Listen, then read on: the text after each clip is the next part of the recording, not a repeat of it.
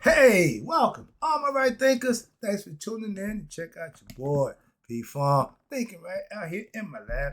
I'm in the book, last two lessons in the book, Q and A's. This is gonna be a nice little lesson for you. One of them is personal. Yeah, one of them is real personal. All right, let's go. Radism, 25 rules to live by. Storytelling, story with a message. There's a message in my stories for life. I give you life lessons. You tune in to receiving them. I appreciate you. We got a good thing going. Let's do what we do.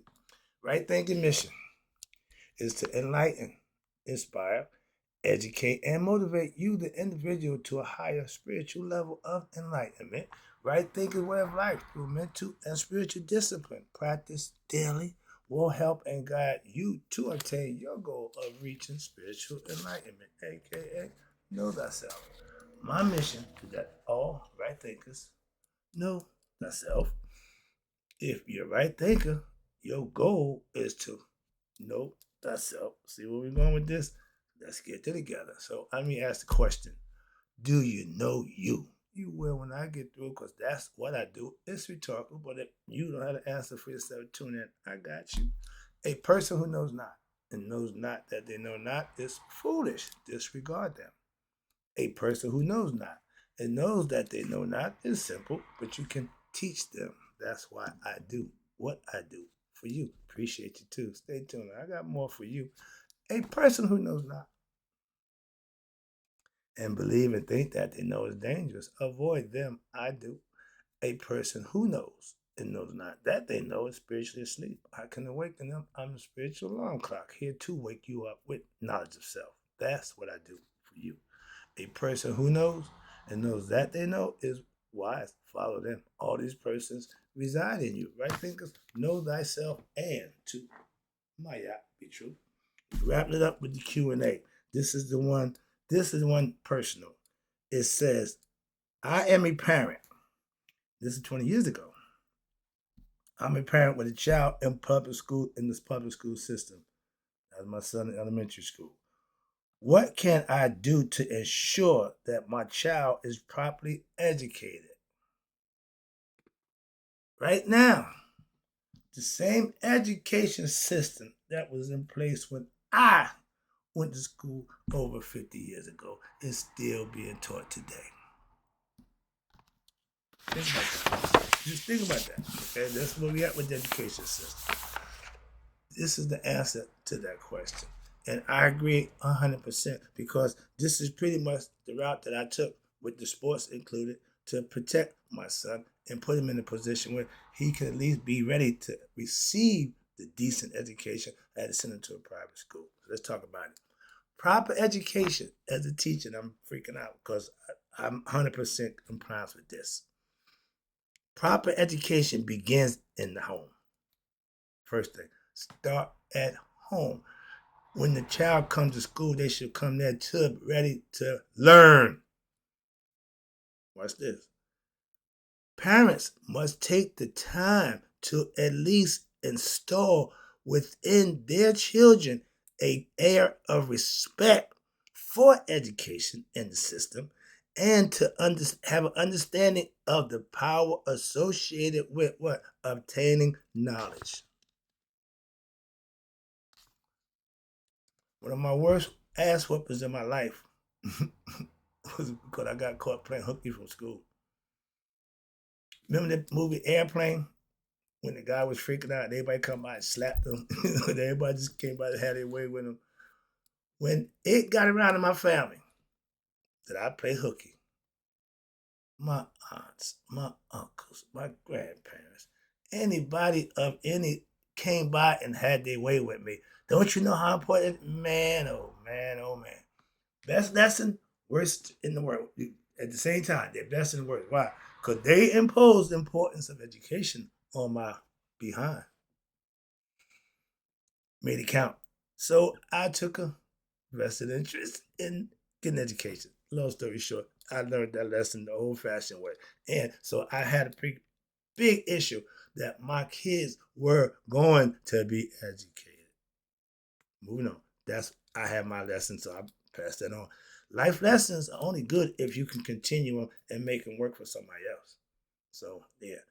a teacher, and as a teacher, we can only reinforce within your child that which they bring to the classroom from home as a result from home training. Put a pin right there. As I go, I'm trying to break it down and break it to my understanding to where I experienced this too. As a teacher, my job is to teach, inform, instruct. It's your job to prepare them for that at home. A lot of kids don't have a clue how to conduct themselves, and that starts at home. That's the problem. Let's just start with that. It's the home training. We fall short in that a long time ago. I'm way past that. Now, but if a child lacks an appreciation and understanding for the process of education, you just have a problem. You're going to have a problem. As a teacher, you will spend more your time disciplining, raising than teaching that child in the classroom. Now, I was going to school, we had maybe 20, 30 kids to a classroom. And my mother said, don't you be the one that mess it up. Okay, so they said, put your hand on the desk, sat down, stood up straight, and I conducted myself according. Why? My mother told me to. Nobody in school told me that. No, my mother told me to. That's why. And I agree 100% with this saying. It starts at home. Education was important in my household. If you fail a class, I never went to summer school. Summer school was mean you failed in regular school. I know we wasn't playing that. Homie didn't play that. No, that wasn't happening. Don't know. Summer school vacation. Who goes to school in summertime? Oh, the dummies. Okay. Well, I wasn't in that order. I never did that, so I don't know nothing about that. Moving on. Failing in my household. Oh, you don't want that. You don't want that. Okay. But if that child lacks those things, it ain't the teacher's job to do that. His job or her job is to teach your child, not to raise the discipline and do your job. Help me. Work with me. That's what parent-teacher conversation. I just heard funny thing. School now, the parents got to come to school to get the damn kid report card. What happened to give it to the kid? He take home, give it to the parent. What happened to that? Oh, it wasn't good. Why? So you changed the dynamic? How about you hold them accountable to take this damn report card home and give it to your parents? That's discipline. What happened? What happened? Freaking out, sorry, but that's freaking me out. The parent got to go to school to get the child's report card. Not a PTA meeting, not a parent-teacher conference meeting, just to get the. Are you kidding me? Sorry about that. Yeah, you see, when it comes to education, I tend to lose it a little bit. So bear with me, because I'm anal about that. That's why I get real anal. All right, but one of the major problems for us as a people, and for most school systems also, is that the parents are so involved in making their life living that they have abducted their responsibility for what? To their children and the educational process. My job as a parent, single parent, my job is to go to work, make money to take care of the bills, make sure. Your job is to go to school and learn and become a better you. That's your job. That's your job. And if you fail on your job, I got to take care of that. So discipline was a must in my household, and failing was not an option. It is strong. It is a strong and active parental organization which helps to determine what goes on in the classroom. And the parents should, I told you, when I was going to school, our recreation program was set up by volunteers. I didn't know that. They were there till about 6 o'clock. So they went to work in the morning, taught the education, gym class, whatever, and then spent another 2.5 hours after school to watch over the kids for their recreation. Good people. You don't have them around no more. If you're not paying them, they're not hanging around. They did that on their, let's say, volunteer. But I still respect that. But they're a dire need for what? For volunteers. In most classrooms, they were always welcome to help. They just ain't getting none. Teachers' aides and all that. Nobody does no the internship and you know none of that. So how do the kids get tutored? How do the kids get Ain't none of that going on. When school's over, that's it. They're on their own. That's a lot of time. That's a lot of time to have an idle mind for a young kid, and they're gonna do what? Get in trouble. But if you had a dozen adults in any one community that could adopt a school and spend at least 1 hour a week in any of the classrooms to what? Assist the teachers in tutoring the students, it would make a profound difference. Just that look, I can see that making a difference. But when the kids today, they don't want to see their parents involved in nothing going on. They're embarrassed. Are you crazy? Stuff like that. Since when the inmates is running the damn insane asylum for? When I'm saying y'all let the kid dictate what go on, that was unheard of when I was coming up. So there's no control. When I'm saying I'm hearing y'all ain't got no control. Y'all done lost total control of the kids. Okay, it started at home. Okay, I understand that, but somebody got to stop that nonsense. It's not getting better, you can see. But just volunteering to what? Tutor and help the kids. That's not a bad thing. Who's doing it? Nobody. How many need it? A bunch. Sorry about that. An education is an investment in our future. If not only the child, but the entire family. If one suffer, we all suffer. If one win, we all win. Come on, man. Elementary school students who lack proper motivation, what's going to happen? They're most likely to what? Drop out of high school. They won't even finish. They won't even get a high school education. Why? Nobody's there to help them, to motivate them, to help them inspire, motivate, and educate them. Come on, man.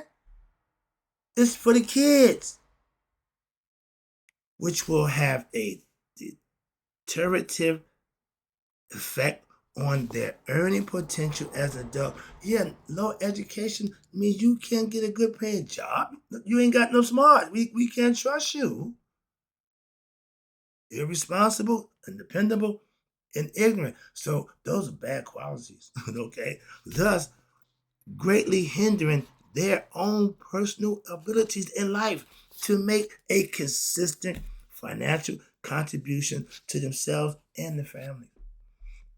Deadbeats, tag-alongs, you got that cousin, that friend, that uncle in the family who don't really do nothing, just there. Just there. That's a problem. The equation is simple. Either you contribute to the education of your children today, or your grandchildren will what? Suffer tomorrow. I'm living proof. Why? I changed the dynamic of my household. My son do the right thing, graduate college student, got 3 sons, doing all good. Those are all my production. That's from me. I put that into place. That's my legacy. So I know better than anybody, education is important. Moving on. And so if your grandkids are good, and I'm loving mine, right? They need to be. And how can one best begin the process of doing this? Ready? I use these same tactics. There's 4 of them. The first one, turn off the damn television. As my grandmother called it, the idiot box. Now, television is something else because YouTube is on television. I ain't saying cut off television and take away your education, but stop that TV programming. Okay, that's what I'm trying to spell you about. Okay, that's the first thing. And if your life is busy with school, studying, practicing, whatever sports you practice, whatever, you ain't got much time for downtime, for idle time. They say idle time is the devil workshop. Your idle time, you spend on that computer, the devil got you. Moving on. Let's go. Them games, the online game, that's the biggest drug going. Moving on. But it's harmless. Why? Until y'all start seeing the effects of it. Y'all don't get to see it until it's an epidemic now. A bunch of grown men can't distinguish from reality and a goddamn imagination. Moving on. Second one. Sit down Do something I don't see other people than myself do. Read a damn book. Read and talk about what you read. Anybody who watched me, ain't never one of them came back and had a discussion about what I talk about. Not a bit of feedback, so I know they don't support me. Why? They don't watch. I know that for a fact. Moving on. You ain't got to agree, you ain't got to like, but I don't get no feedback. That you ain't watching. Moving on. Sit down, read with your children. Remember the days when the parent and the kid would read at the end of the night, they read a little story before you go to bed. The parent would read to the kid. Hell, half the damn parents can't read. Call it what it is, dummies. So they can't pass that technique on to the children. So the children got to get it from school. Why can the parent? They can't help them. Remember Robert Harris said, the parent helped the kid with the homework. They were doing trigonometry. Father don't know nothing about that. He got it all wrong. He said, hey, son, how'd the test go? Messed up. Why? I got everything wrong. But then I help you. Yeah, I got everything wrong. I learned that lesson in life too. Moving on. Quick joke. But okay. Read with the family and have family settings where everybody can express what they read, how they comprehend it, what it means to them. Get the plot, get the meaning, and at least you know now your kids' learning process is in order. Play concentration board games with them. See how they think and enhance their way of thinking, how their ability to remember. All those things we did growing up at home.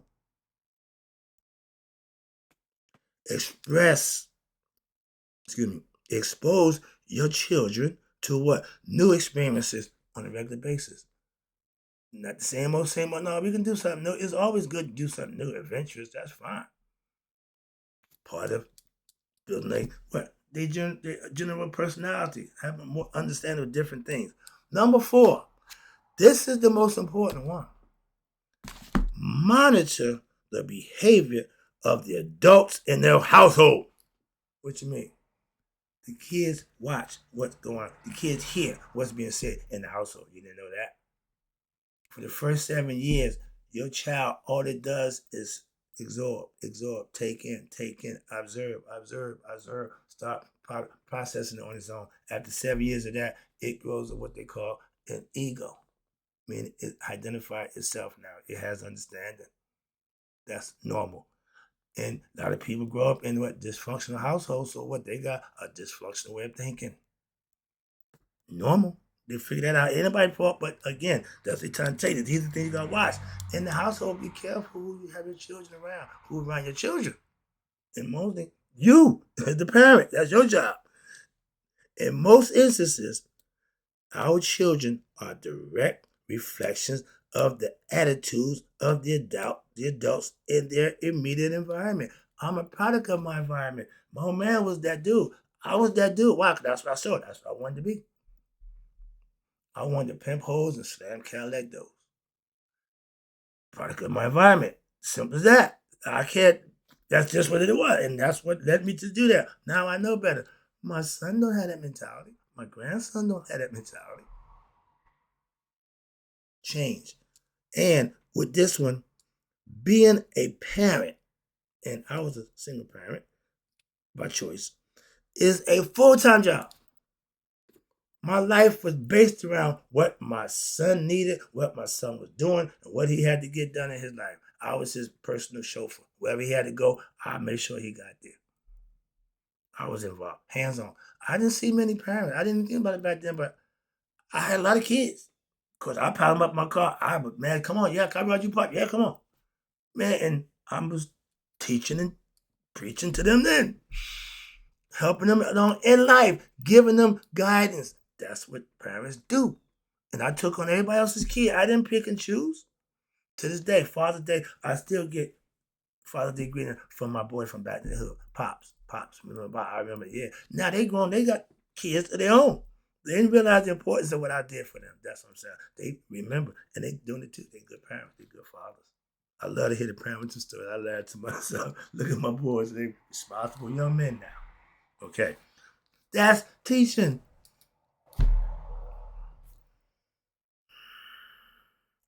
Being a parent is a full-time job, but it is also the most rewarding, fulfilling experience you will ever have in life. How? If you perform your job correctly. Why? You set the stage and you give them everything they need to be their best selves, and they take it and run with it. That's the most rewarding feeling in the world. Being proud of my son is the best thing I could tell him. I don't give a crap. I'm proud of mine. Okay, why? I was there to nurture it and make sure he got where he needed to go, and he did his job. I did my job. He did his job. We worked together like yin and yang. All right, I was gonna do 2 lessons, but I see this one took up. I'm gonna say the last one. We're gonna say karma for last. I got a nice little lesson about karma. Everybody has a concept about karma. Let me give you mine. How about that? All right, right, thinkers and closers. Appreciate you tuning in. But just a little personal lesson about life. And I agree 100%. Okay? In life, you have to be the tone setter for your children. The school just teach. Your job to prepare them to be taught as a parent. That's what I'm saying. And a lot of that's not going on today. I ain't going to complain about what they're teaching. We ain't got to that part. I'm just talking about preparing them to at least be taught. So, in closing, right thinkers, may you all live to be 100. Me, 100 miles a day. So I'll never know that my right thinkers who now understand the answer to the question about how they can get a good education is up to us to get it for them at home. Passed away.